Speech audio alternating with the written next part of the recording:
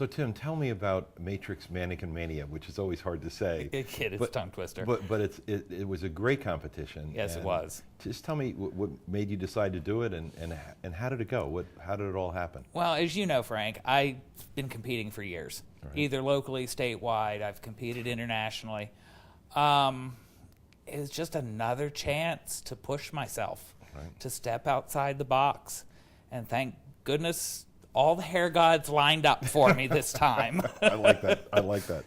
And how? What did you do to enter?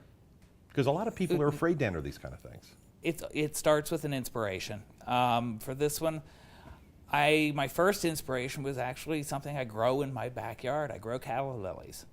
No kidding.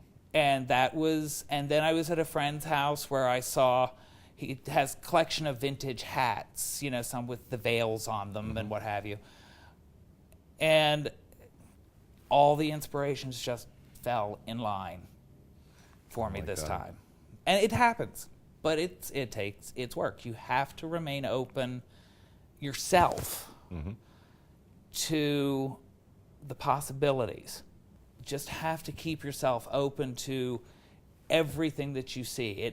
Who knows where it might translate into hair. And you see that as inspiration. And I can see that. I love that. But you have to, life gets in the way.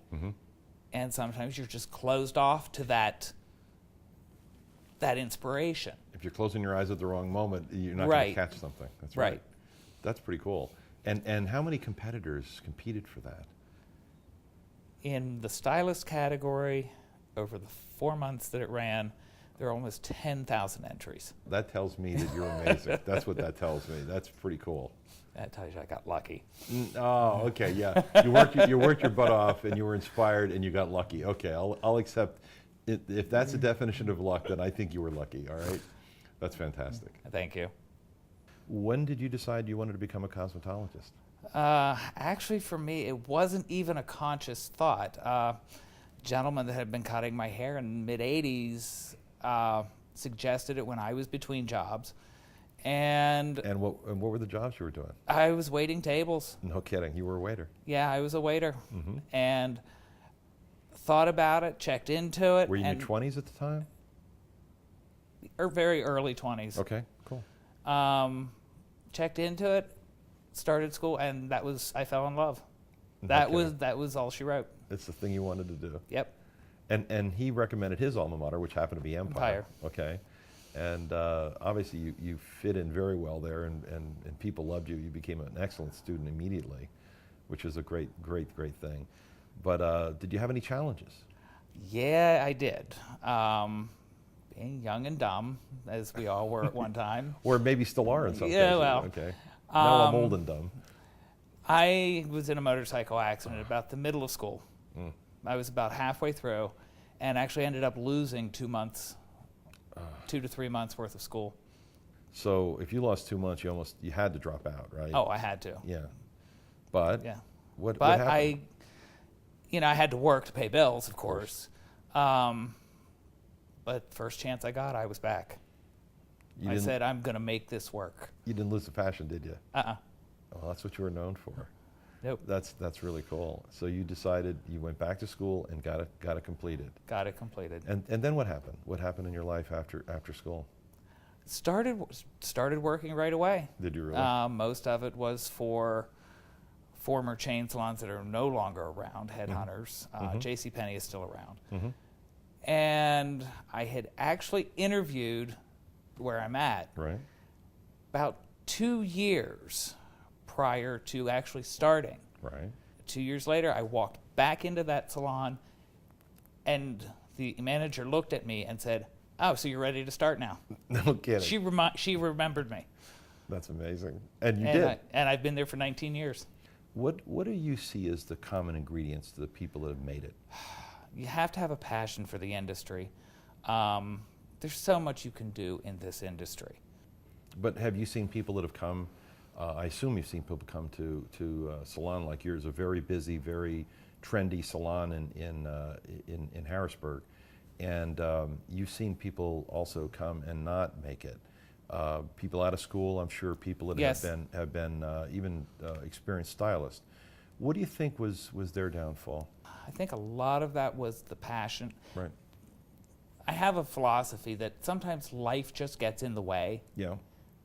And sometimes you have to bow to that a little bit. Well, and I like think, motorcycle accidents will right, definitely they get in the way. Right.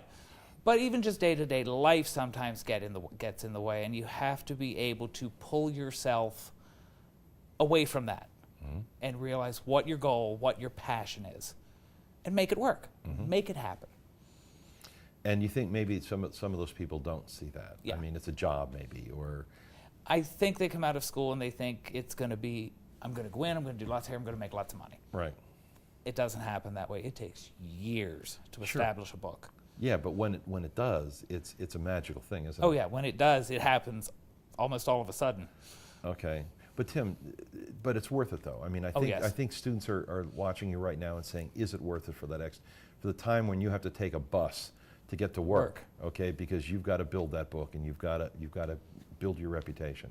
And it's also about building experience. If I had to do it all over again, I'd do it the exact same way.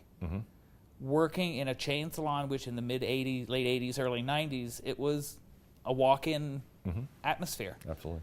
You learn to do everything, and you learn to do it fast. Yes, you did. Yes, you did. Especially if you wanted to make any money.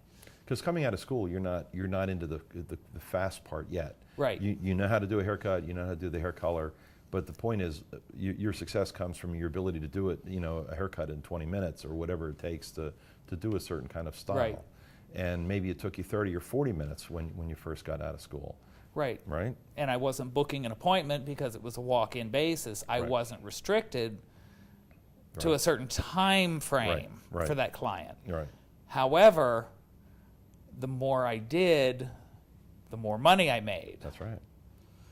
So volume does matter. Volume does matter. Quality and quantity. You reach a point in your life where it becomes more about quality than it is quantity. It does. But I think early in your career, if you can, do good work quickly, and in today's lifestyle, a lot of people are on a time schedule. They don't have 2 hours to sit in a salon. Right. I've got to ask you if you have any other pearls of wisdom for students and for educators, because you have a chance to talk to all of them now, all over the country. Any thoughts? The key ingredient to making is hard work. The people that I know that have been successful, including myself, you work 7 days a week if you have to make it. And eventually it will happen, but it takes time. You just got to stick with it. It's not going to happen overnight. But it's worth it? But it's worth it. Yeah. In more ways than one. And it's like that with competition too. Oh, yeah. And we haven't even really talked about competition, but I've got to tell you that you do it because not only it's fun, but it makes you a better stylist, am I right? Absolutely.